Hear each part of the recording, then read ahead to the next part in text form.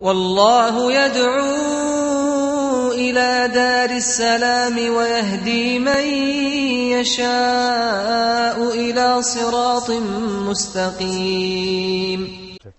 Okay, we've got a question here from the internet. Brother Mufraddin, he's asking about reciting the Qur'an.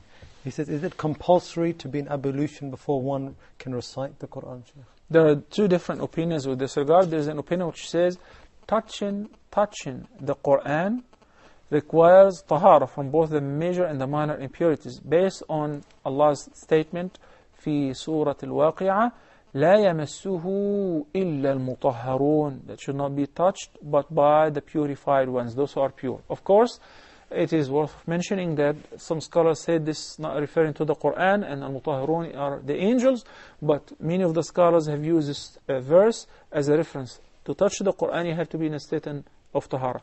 But as far as reciting the Qur'an, it does not require tahara from the minor tahara. But the major, the janaba, yes, everybody must be in a state of tahara from the major janaba, ghusl. But reciting the Qur'an without having wudu is okay.